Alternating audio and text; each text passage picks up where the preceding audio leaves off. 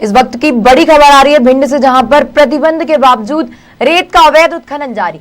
सिंध नदी में रेत भरने आए 50 से ज्यादा ट्रक फंसे। अचानक आई बाढ़ में ट्रक फंसने से मची अफरा तफरी। पानी भर जाने से ड्राइवर व हेल्पर ने कूदकर बचाई अपनी जान। वहीं खनिज विभाग की कार्यप्रणाली पर उठा ये बड़ा सवाल। जी हां, ये बड़ी खबर आई है भिंड जिले के लाहार विधानसभा क्षेत्र के ग्राम परियायच से, जहां रेत के अवैध उत्खनन की चौंकाने वाली तस्वीरें सामने आई हैं। सिंध नदी में अचानक आई बाढ़ से करीब 50 से ज्यादा रेत का अवैध उत्खनन करते ट्रक नदी में फंस गए हैं। यह स्थिति तब है जब नदी से रेत उत्खनन पूरी तरह से प्रशासन द्वारा पत्र जारी कर प्रतिबंधित किया जा चुका है। बावजूद माफियाओं द्वारा धड़ल्ले से अवैध उत्खनन किया जा रहा है। इस मामले में अधिक जानकारी के लिए जुड़ चुके हैं संभागीय हेड इमरान खान। जी इमरान, बताएं क्या है पूरा मामला। बिल्कुल सौम्या, देखिए एनजीटी की रोक के बावजूद कहीं ना कहीं मध्य प्रदेश में नदियों में अवैध उत्खनन का काम जो है वो काफी बड़ी संख्या में चल रहा है। और जहां पर एक बड़ा मामला सामने आया मध्य प्रदेश के भिंड जिले में, जहां अवैध उत्खनन करने की हैरान करने वाली तस्वीरें सामने आई हैं।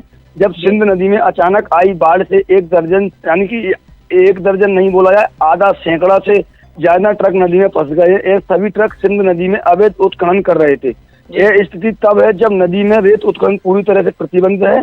उसके बावजूद भी अब सौम्या ये भी बता दूं कि 30 जून से नेशनल ग्रीन ट्रिब्यूनल के आदेश से नदियों से रेत उत्खनन पर पूरी तरह प्रतिबंध लगाया हुआ है।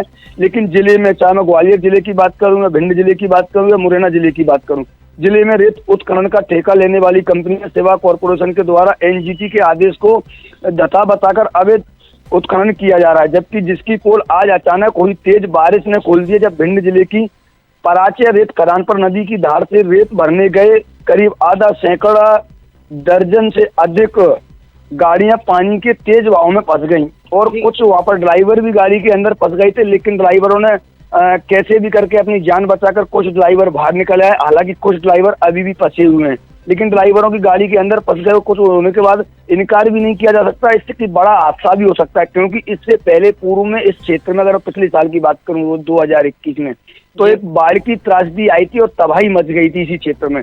उसको लेकर भी कहीं ना कहीं ग्वालियर चंबल संभाग में अभी भी सौम्या रेत का अवैध उत्खनन जारी है।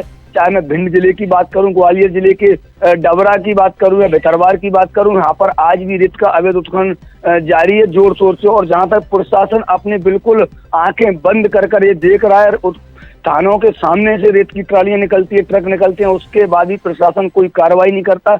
हालांकि ये बड़ा हादसा कल एकदम अचानक से देखने को मिला। अगर इस तरीके का हादसा होता है तो इसका जिम्मेदार आखिर के कौन होगा सौम्य? जी इमरान, एनजीटी द्वारा रोक लगाने के बाद भी बड़ी स्तर पर अवैध उत्खनन किया जा रहा था। इसकी प्रशासन को जानकारी नहीं थी क्या?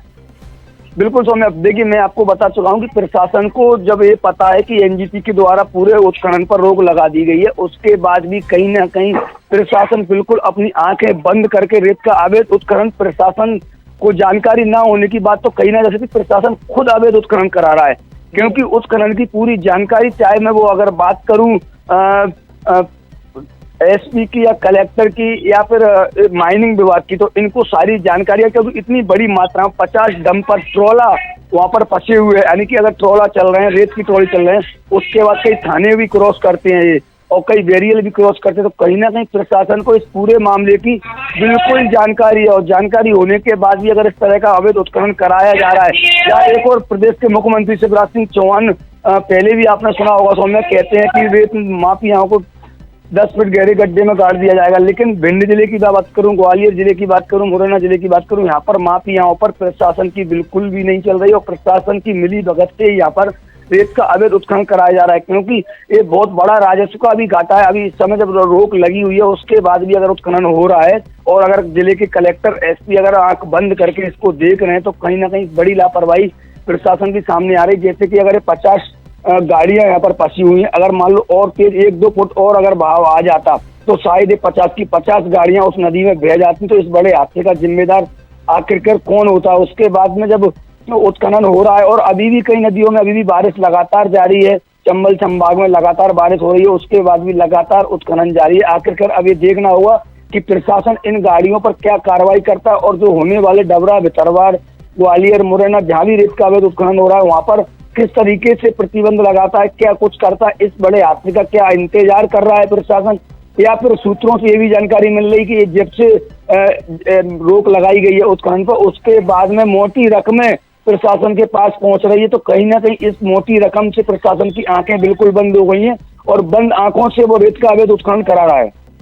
जी जी, अभी जो अवैध रेत उत्खनन का मामला सामने आने के बाद खनिज विभाग ने कोई एक्शन लिया है या नहीं? अभी तक सौम्या खनिज विभाग ने कोई भी एक्शन नहीं लिया। हालांकि भिंड के कलेक्टर का एक बयान सामने आया है कि जो गाड़ियां फंसी हुई हैं वो अवैध उत्खनन करने के लिए वहां पर फंसी हुई थी, तो इस पर कार्रवाई की जाएगी। लेकिन क्या कलेक्टर साहब को ये पता नहीं था कि इससे पहले भी रोज की 50 गाड़ियां यहाँ से भरकर जा रही थी? उनके राजस्व विभाग के सभी अधिकारियों को बात की जानकारी थी। कई टोल राजस्व विभाग के मिलते हैं या कई पुलिस थाने यहाँ पर मिलते हैं, तो क्या कलेक्टर साहब को ये पता नहीं था? आज ये बड़ा हादसा होने से बच गया, हो सकता था। इसको लेकर कलेक्टर साहब ने आज कह दिया कि कार्रवाई करेंगे। तो कलेक्टर साहब इससे पहले कहाँ थे? इससे पहले कार्रवाई क्यों नहीं की गई? क्योंकि रेत का अवैध उत्खनन पर प्रतिबंध आज नहीं लगा, करीब 1 महीने के आसपास होने को जा रहा है इस पर प्रतिबंध लगे हुए। उसके बाद में अगर रोज की 50 गाड़ियां निकल रही हैं तो बड़ी मात्रा में सरकार को इसका बहुत बड़ा राजस्व नुकसान हो रहा है। तो क्या कलेक्टर एसपी इस रेत को उत्खनन कराने के जिम्मेदार हैं? क्या अपनी जिम्मेदारी कलेक्टर एसपी नहीं समझते कि अवैध उत्खनन हो रहा है तो इस पर पहले प्रतिबंध लगाया जा सकता था? लेकिन आज जब एक बड़ा हादसा होने से बचा तो कलेक्टर की आंखें खुल गई और कलेक्टर कहने लगी इन पर कार्रवाई की जाएगी। इससे पहले कलेक्टर साहब कहाँ थे? क्यों नहीं की गई कार्रवाई उत्खनन को? ग्वालियर जिले की अगर मैं बात करूं तो ग्वालियर जिले में आज भी रेत का अवैध उत्खनन जारी है।